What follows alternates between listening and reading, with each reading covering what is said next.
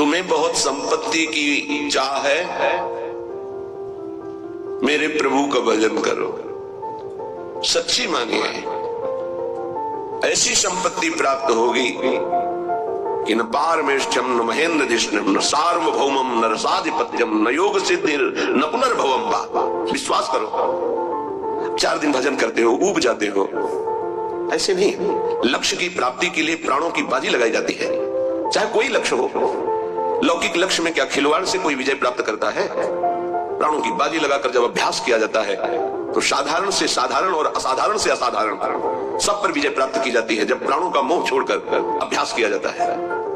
ऐसे ही भजन का अभ्यास आप मान लीजिए, जो चाहिए वो प्राप्त हो जाएगा। श्रीपाद कह रहे असुलभ मिहि लोके लब्धुमिच्छस्य यत्नात्। तुम प्रयास से उतना धनी नहीं हो सकते हो जितना भगवत कृपा से हो जाओगे।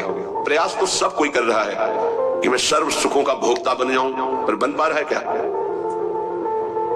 भगवान के नाम का चिंतन करते हुए जथा लाभ संतोष सदा काहू सो कछु न चाहूंगो, ये स्थिति सुदामा जी की थी। कई कई दिन घर में भोग नहीं लगता था, तुलसी दल और चरणामृत से बच्चों का पोषण होता। एक दिन द्वारिकाधीश की कृपा कटाक्ष हुई, द्वारिकापुरी की तरह वैभव सुदामापुरी में। भगवान के लिए कुछ मेहनत करनी पड़ती है। एक संकल्प से अनंत ब्रह्मांडों का सृजन हो गया, लेकिन बलिहारी सुदामा जी की एक दाना भी नहीं पाया वहां का।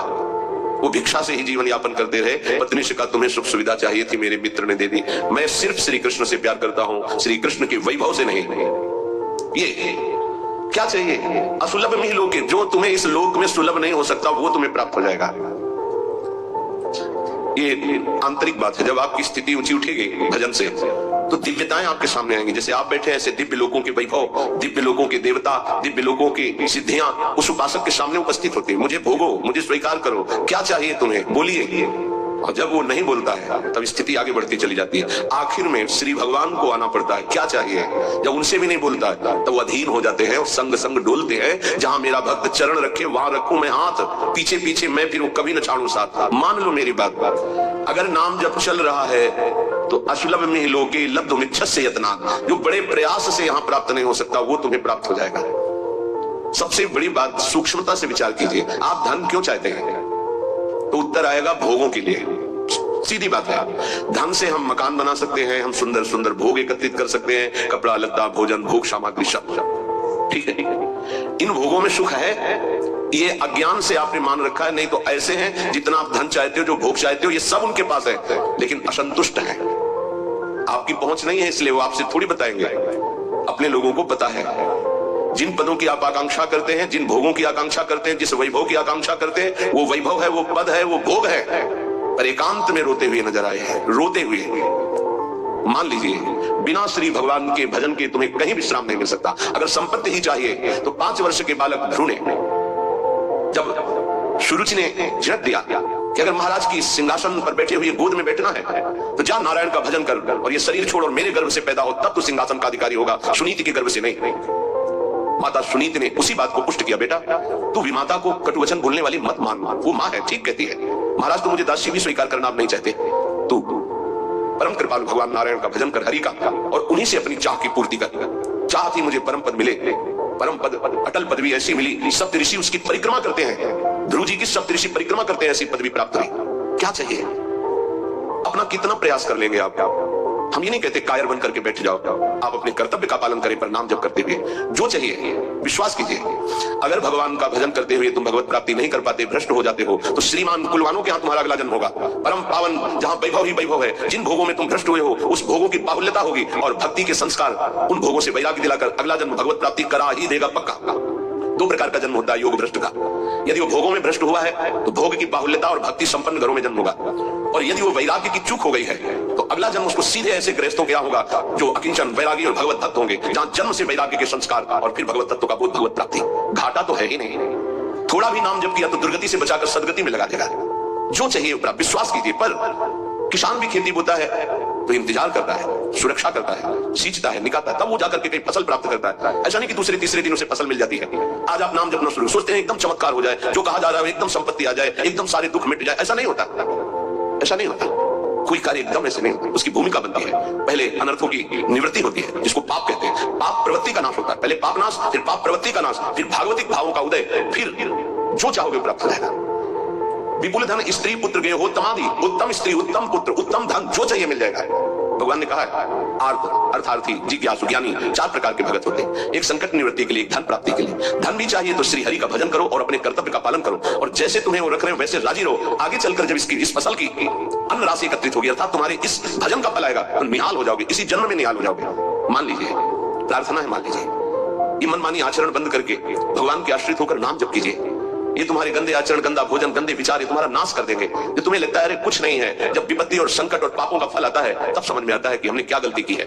इसलिए कर निपतित मुक्तिम कृष्ण भक्तिम, बहुत सुंदर बात कर। यदि तुम्हें विपुल धन चाहिए, सुंदर स्त्री चाहिए, पुत्र चाहिए, वैभव चाहिए, उत्तम घर चाहिए, सच्ची मानिए, बार बार सच्ची इसलिए करें कि आप विश्वास कर लीजिए, विश्वास कर लीजिए। बिना किसी प्रयास के अनायास ही अनंत ब्रह्मांडों का सृजन भगवान ने किया है। ये तुम्हारे लिए कुछ बड़ी बात नहीं है, तो क्यों नहीं कर देते भगवान? इसलिए नहीं कर देते कि तुम अपने अहम को पुष्ट किए हो, तो अहंकारी को अपने कर्म का भोग भोगना होता है। ये सिद्धांत है। अहंकार विमूढ़ात्मा करता हमें मन्यते, तो भोगता उसको बनना पड़ेगा। अवश्य में भोक्तव्यम कृतम कर्म शुभाशुभम।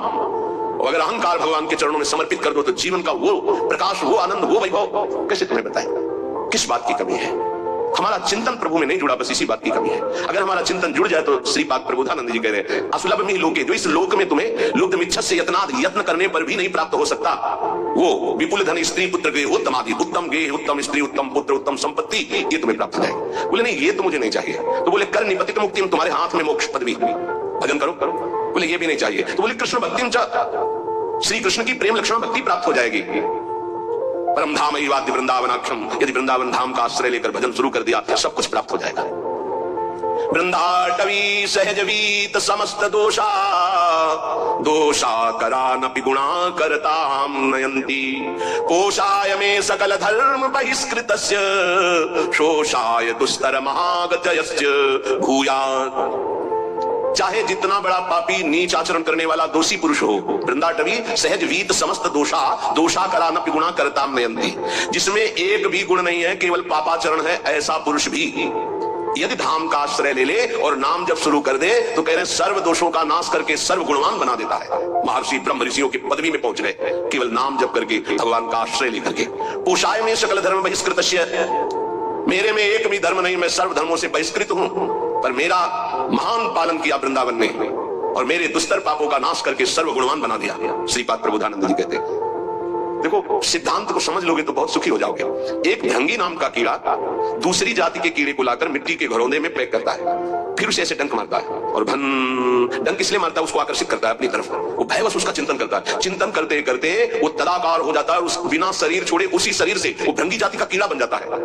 और जब हम प्रभु की शरण में होकर प्रभु का प्रेम से भजन करते हैं तो हम भगवत स्वरूप नहीं हो जाते। ब्रह्मविद ब्रह्मयु भवति, वो भृंगी कीड़ा बन गया बिना शरीर छोड़े, ऐसे इसी शरीर में आप भगवान के स्वरूप हो जाएंगे, क्योंकि भगवान के स्वरूप आप हैं। अपने को भूल करके शरीर भाव को प्राप्त होकर आपकी दुर्गति हो रही है।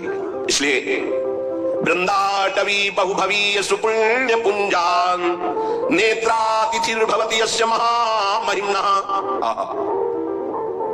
जिसके अनेकों जन्म के पुण्य प्रकाशित होते हुए वृंदावन में आ पाता है। श्री जी की कृपा, समस्त सुकृत फलीभूत हुए, आपको वृंदावन आने को मिला, वृंदावन में बैठकर सत्संग सुनने को मिला। वृंदाटवी बहुभवीय सुपुण्य पुंजान, नेत्रातिथिर्भवति यस्य महामहिम्नः, तस्येश्वरः सकल कर्म मृषा करोति, ब्रह्मादयस्तमति भक्तियुता स्तुवन्ति। जो वृंदावन आया, सत्संग सुना और जीवन का निश्चय बदल दिया, अब मेरे जीवन का निश्चय है मैं नाम जप नहीं छोड़ूंगा। तो बोले पूर्व संचित जितने